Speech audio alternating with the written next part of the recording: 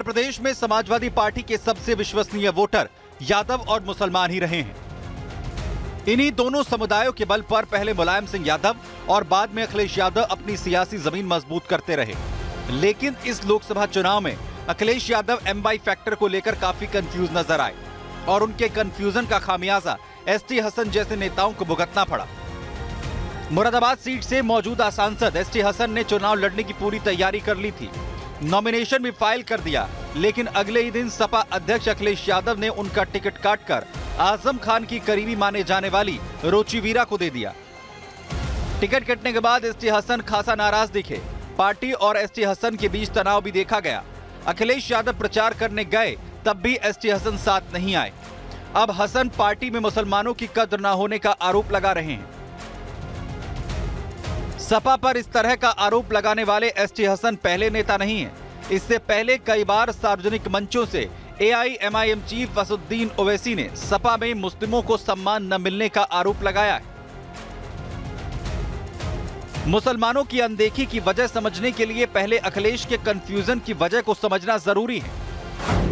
दरअसल अखिलेश यादव नए राजनीतिक प्रयोग के चलते इस लोकसभा चुनाव में चारों तरफ से घिर गए।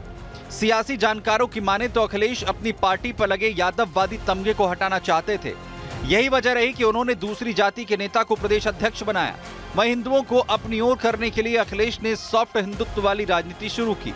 उन्होंने लखनऊ सहित कई जिलों में ब्राह्मण सम्मेलन किए, लेकिन स्वामी प्रसाद मौर्य जैसे नेताओं ने उनकी इस रणनीति पर बट्टा लगा दिया। लोकसभा चुनाव आते आते पार्टी के अंदर की कलह भी बाहर आने लगी।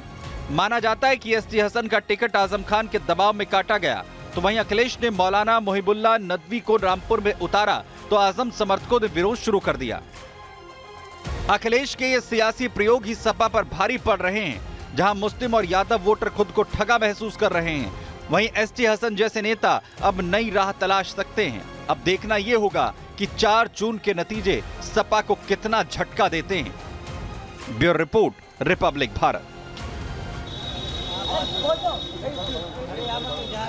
और पीलीभीत में इस वक्त वो लोग मेरे साथ हैं जिन्होंने आज मतदान किया है बढ़ चढ़कर और वोटिंग परसेंटेज बढ़ाया है। मैं इन लोगों से ये जानती हूँ, भैया आज मतदान करके आए हैं?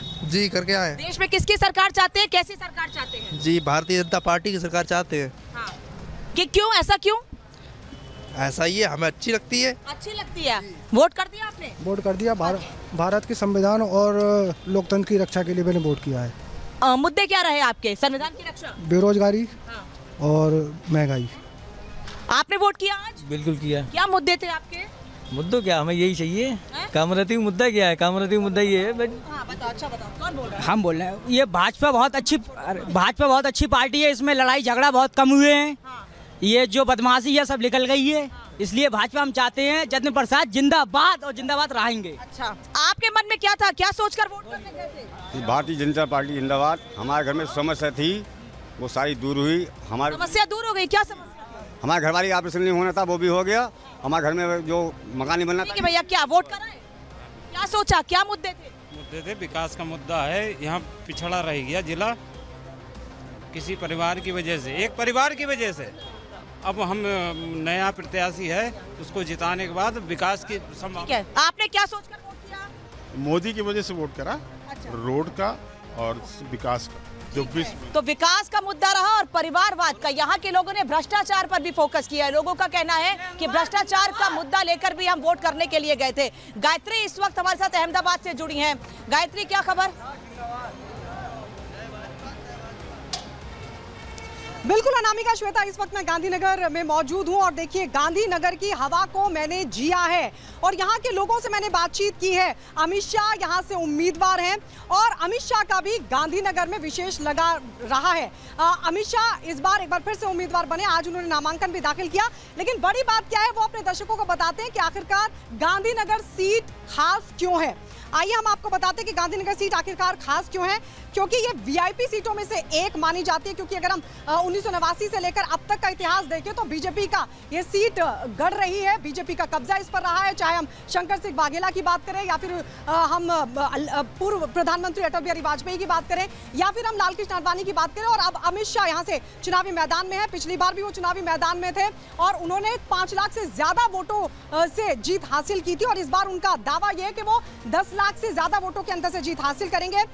30 साल से लगातार अमित शाह की बात करें, बूथ कार्यकर्ता से उन्होंने शुरुआत की थी और उसके बाद से लगातार वो इस सीट पर काम कर रहे हैं, यहाँ की जनता की सेवा कर रहे हैं। विधायक भी वो यहाँ से रहे हैं और सांसद भी वो यहाँ से रहे हैं और एक बार फिर से चुनावी ताल ठोक रहे हैं। और बड़ी बात, और अपने दर्शकों को ये भी बता दें कि अगर हम गांधीनगर सीट की बात करें तो गांधीनगर सीट समेत तमाम जो गुजरात की 26 की 26 सीटें हैं, वहां पर 7 मई को वोट डाले जाने हैं। तीसरे चरण में तमाम सीटों पर वोट डाले जाने हैं। तो ये सीट बेहद खास है, वीआईपी सीटों में से एक ये सीट मानी जाती है जहां से अमित शाह चुनावी ताल ठोक रहे हैं। लेकिन तमाम लोग भी हमारे साथ हैं, उनसे हम बातचीत करेंगे, लेकिन उससे पहले मैं आपको एक रिपोर्ट दिखाती हूँ। ये बताती हूँ कि आखिरकार ये जो गांधीनगर सीट है इसका सियासी इतिहास क्या है, जहां एक तरफ अमित शाह एक बार फिर से एक बड़े मार्जिन के साथ जीत का दावा कर रहे हैं, तो वहीं प्रधानमंत्री नरेंद्र मोदी हैट्रिक की बात कर रहे हैं। लेकिन गांधीनगर सीट का सियासी इतिहास क्या है, इस रिपोर्ट में आपको दिखाते हैं।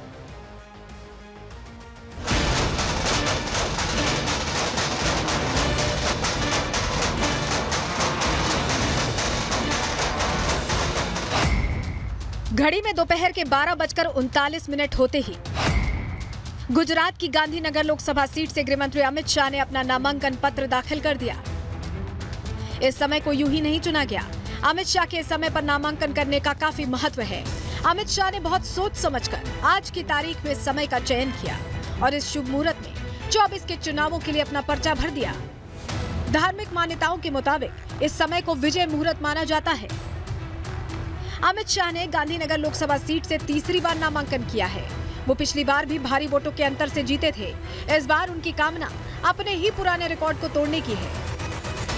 ऐसे में अमित शाह का विजय मुहूर्त में नॉमिनेशन करना उन्हें भारी मतों से जिताएगा या नहीं, ये तो 4 जून की तारीख ही बताएगी। लेकिन एक तरफ आज जहां पहले चरण की वोटिंग हुई, तो अभिजीत मुहूर्त में अमित शाह के नामांकन से सियासी गलियारे में सरगर्मियां तेज हो गई।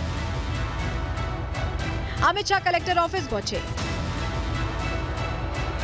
नामांकन भरने के बाद अमित शाह जब कलेक्ट्रेट से बाहर निकले तो जीत की हैट्रिक लगाने का दावा किया और इसे मोदी को तीसरी बार प्रधानमंत्री बनाने का चुनाव करार दिया। आज गुजरात के मुख्यमंत्री श्री भूपेंद्र भाई, मेरे साथी विधायक और मेरे दोनों इंचार्ज के साथ मैंने लोकसभा के लिए मेरा नामांकन गांधीनगर सीट से भरा है। मैं गांधीनगर की जनता को अपील करना चाहता हूं कि मोदी जी ने देश को सुरक्षित किया है, देश को समृद्ध किया है। इस बार का चुनाव प्रधानमंत्री नरेंद्र भाई को तीसरी बार प्रधानमंत्री बनाने का चुनाव। अमित शाह वैसे तो देश के गृह मंत्री हैं, लेकिन उनका गांधीनगर सीट से विशेष जुड़ाव है। अमित शाह इस बात को खुद मानते हैं कि इसी सीट से उन्होंने बूथ कार्यकर्ता से लेकर सांसद पद तक पहुंचने का लंबा सफर तय किया है। इस सीट के वोटर्स 3 दशक से उन पर भरोसा बनाए हुए हैं और आगे भी वो यहाँ के मतदाताओं से यही उम्मीद रख रहे हैं और 24 फतेह का दावा ठोक रहे हैं। जिस सीट पर से इसी क्षेत्र का प्रतिनिधित्व श्रद्धेय आडवाणी जी ने किया, श्रद्धेय अटल जी ने किया, और जिस सीट पर स्वयं नरेंद्र मोदी जी मतदाता है, उस सीट को प्रतिनिधित्व करने का मौका मुझे भारतीय जनता पार्टी ने दिया है। मैं इसी सीट पर से 30 साल से विधायक सांसद रहा हूं। यहीं पे बहुत छोटे से एक बूथ के कार्यकर्ता से संसद तक पहुंचा हूं। इस चुनाव में पूरा देश नरेंद्र मोदी जी को तीसरी बार 400 पार के साथ प्रधानमंत्री बनाने के लिए उत्साहित। मीडिया से बातचीत के दौरान अमित शाह ने दावा किया कि बीजेपी की सरकार ने न सिर्फ गांधीनगर में बल्कि पूरे गुजरात के लिए बहुत काम किया है। सिर्फ इस 5 साल के अंदर 22,000 करोड़ से ज्यादा डेवलपमेंट के काम गांधीनगर लोकसभा क्षेत्र में हुए हैं। मुझे बड़ा संतोष है। इस क्षेत्र की जनता ने जब भी मैं पार्टी के लिए, मेरे स्वयं के लिए वोट मांगने आया, मुझे बड़े चाव से, बड़े मन से आशीर्वाद दिया है और हमेशा मजबूत बहुमत के साथ चुनाव में जीता है। अपने नामांकन से पहले अमित शाह ने साड़न से तूफानी रोड शो की शुरुआत की और जन जन तक पहुंचने की कोशिश की। अमित शाह ने 2019 में इसी सीट से चुनाव लड़ा था। शाह ने यहां 5 लाख से अधिक मतों के अंतर से जीत हासिल की थी। उन्होंने कांग्रेस के डॉक्टर सीके चावड़ा को हराया था। इस जिले में 7 विधानसभा क्षेत्र आते हैं और सभी पर बीजेपी का कब्जा है। पिछले विधानसभा और लोकसभा चुनाव में यहां बीजेपी ही अव्वल रही थी। यहां सिर्फ 1% लोग एसटी वर्ग से आते हैं, वहीं एससी वर्ग की आबादी 11% है। इस बार गुजरात की सभी सीटों पर तीसरे चरण में एक ही दिन में मतदान होना है। राज्य की जनता सभी 26 लोकसभा सीटों पर 7 मई को अपना मत ईवीएम में लॉक कर देगी। बीजेपी को उम्मीद है कि इन सीटों का बहुत बड़ा योगदान मोदी के मिशन 400 पार में देखने को मिलेगा। Bureau report, Republic Bharat.